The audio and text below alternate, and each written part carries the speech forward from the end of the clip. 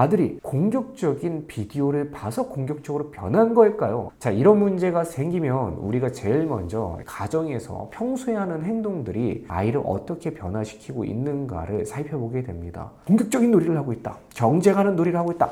블레이드 팽이로 누군가를 막 이기는 놀이를 하고 있다. 너 이런 것 때문에 네가 공격적으로 변하는 거야?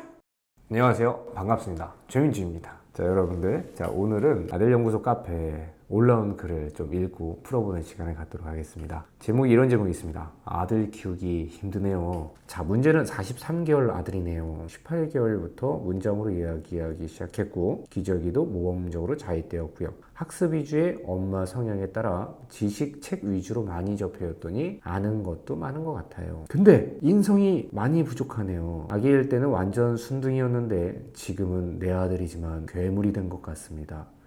3살까지는 남자이지만 색칠놀이하고 사부작거리 놀았는데 4살이 되니 별의별 일이 다 있네요. 소파에서 바닥으로 냅다 얼굴에 부딪혀서 코피나고 입술이 터져서 응급실에 다녀왔고요. 어제는 이불에 누워있는 엄마를 향해 거실에서부터 뛰어올라 붕 날아올라서 엄마 옆으로 착지하는데 누워있는 제 눈에는 슬로우 모션으로 날다람쥐가 보였습니다. 요즘에는 자꾸 같은 반 여자애들을 때리더라고요. 가정 어린이집이라 그런지 여자친구들이 워낙 많아요.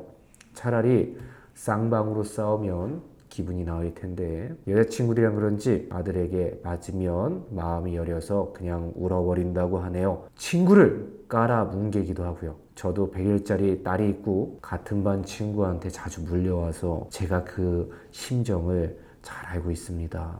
피해자일 때도 속상하지만 가해자가 되니 훨씬 더 속상합니다. 어디서 민폐에 끼치는 사람으로 키우고 싶진 않은데 말이죠.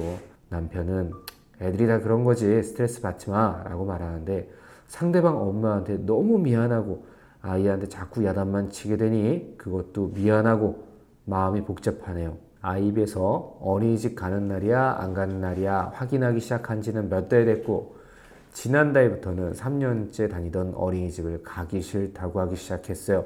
지난주부터 며칠 어린이집을 1시에 일찍 하원시켜봤어요. 아예 등원 안 한 적도 있고요. 근데 내일부터는 회사 복직이라 이렇게 하는 것도 효과는 없을 것 같고요. 남편은 아이랑 정말 잘 놀아줘요. 남편조차 아이랑 안 놀았으면 정말 우울증 왔을 것 같아요.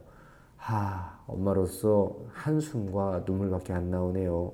4살이면 이제 시작인데 벌써 지쳐갑니다.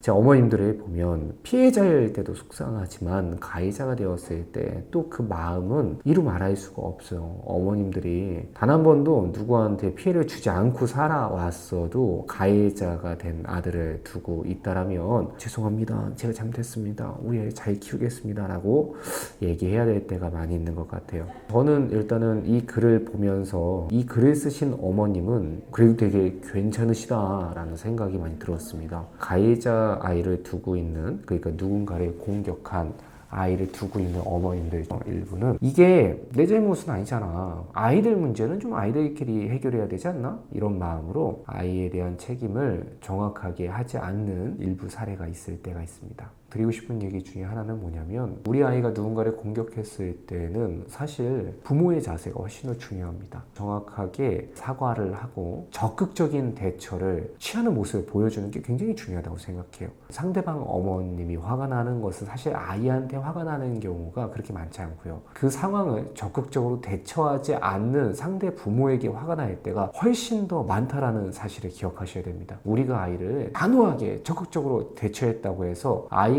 그런 행동이 한 번에 사라지느냐? 그렇지는 않다고 생각해요. 그러나 우리는 그럼에도 불구하고 우리가 할 수 있는 일은 적극적인 대처로 그러면 안 된다. 그리고 상대방 아이한테도 상대방 부모님한테도 우리 아이가 한 행동은 너무나 잘못된 행동입니다. 저희가 인정하고 같이 사과드리고 싶습니다. 라는 견해를 전달하는 것이 저는 매우 중요한 포인트다라고 생각을 합니다. 밖에서 아이가 누군가를 때렸다. 그럴 때 아이에게 단호하게 얘기해야 됩니다. 민준아, 지금 절대 이 행동은 안 되는 거야. 안 돼. 자, 친구한테 사과해야 돼. 상대방 어머니한테 어머니 죄송합니다. 저희 아이가 이렇게 했네요 하고 정확하게 사과를 하고 이 아이가 다른 친구한테 사과하는 걸 통해서 내가 생각 없이 한 행동에 대한 책임이 따른다라는 것을 반드시 말이 아닌 감각으로 알려줄 필요가 있다. 라는 말씀을 첫 번째로 드리고 싶습니다. 두 번째로 드리고 싶은 이야기는 우리 아들들이 갖고 있는 성향에 대해서 이야기를 해드리고 싶어요. 그러니까 아들들이 갖고 있는 것을 정확하게 이해하자라는 것은 아이를 면죄부하자라는 느낌이 아닙니다. 어디까지 우리 아이가 갖고 있는 보편적 성향이고 그 성향을 내가 어떻게 다룰 것인가 정확하게 알자라는 취지에서 남자애들에 대해서 정확하게 얘기하려고 하는 거예요. 보면은 우리 아들들이 갖고 있는 성향 중에 하나는 충동성이 있습니다. 그러니까 여자애들에 비해서 남자애들이 그 충동성을 조금 더 억제하지 못하는 것은 사실이다. 그리고 남자애들 몸에서 나오고 있는 남성 호르몬, 테스텔론 이런 것들에 의해서 공격적인 성향과 공격적인 놀이에 끌리는 마음을 갖고 있는 것도 사실이다. 이렇게 설명을 드리고 싶어요.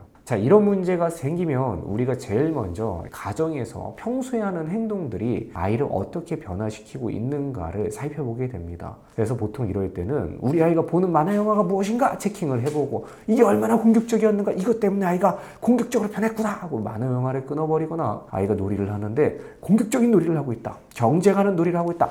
블레이드 팽이로 누군가를 막 이기는 놀이를 하고 있다. 너 이런 것 때문에 네가 공격적으로 변하는 거야? 하면서 이런 모든 공격적인 놀이를 끊고 아예 차단하려는 행위를 보일 때가 있어요. 이런 방향으로 그들이 성향이 바뀌지는 않는다라는 진실을 기억하셔야 됩니다. 아들이 공격적인 비디오를 봐서 공격적으로 변한 걸까요? 공격적인 성향이 있기 때문에 공격적인 미디어에 끌리는 걸까요? 저는 당연히 후자라고 생각합니다. 물론 우리는 아이가 갖고 있는 공격성을 굳이 만들고 키워줄 필요는 없습니다. 공격적인 놀이를 장려할 필요는 전혀 없어요. 그러나 아이가 본인 안에 내재되어 있는 공격적인 본능을 해결할 수 있는 창구를 제대로 마련해 주는 것은 너무나 중요하다. 이렇게 생각합니다. 오히려 제대로 경쟁할 수 있는 스포츠를 배운다라든가 제가 많이 하는 것은 종이에다가 그림으로 공격적인 놀이를 충분히 할 수 있게끔 물리력을 행사하지 않고도 본인이 갖고 있는 공격적인 성향을 풀어낼 수 있는 방향의 길을 알려주는 것은 너무나 중요한 견해다 생각합니다. 아이가 갖고 있는 것을 바르게 풀어주려는 노력이 생각보다 너무나 중요하다는 거예요.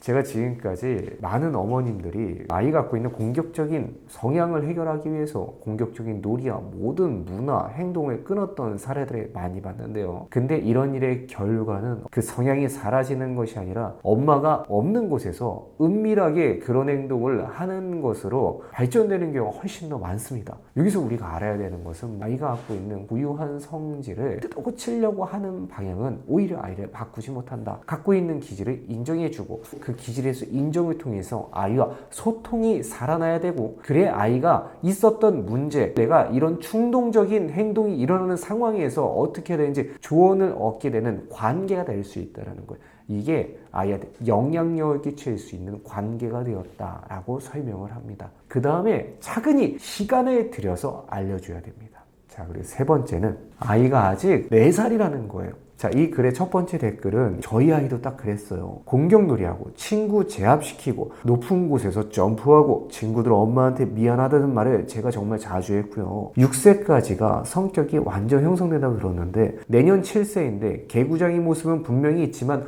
완전히 변했어요. 이번엔 반대로 여리고 눈물 많고 이것 또한 정말 싫어요. 라는 글이 달렸습니다. 여러분, 우리가 알아야 되는 것 중에 하나는 지금 이 아이가 아직 어떻다라고 판단을 하기에는 너무 이른 4세이기 때문에 저는 어머님들께 조금 부탁드리는 것은 어머니 시간을 조금만 들여서 버텨주셨으면 좋겠습니다.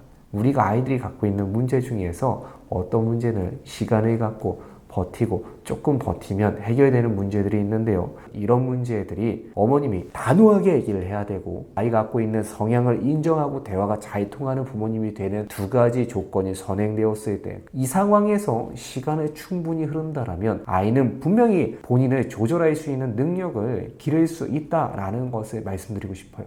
지금 현재 너무 슬퍼하지 마시고요.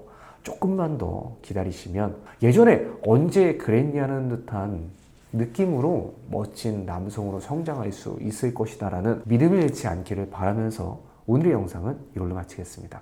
자, 그럼 여러분들 다음에 또 봐요. 안녕!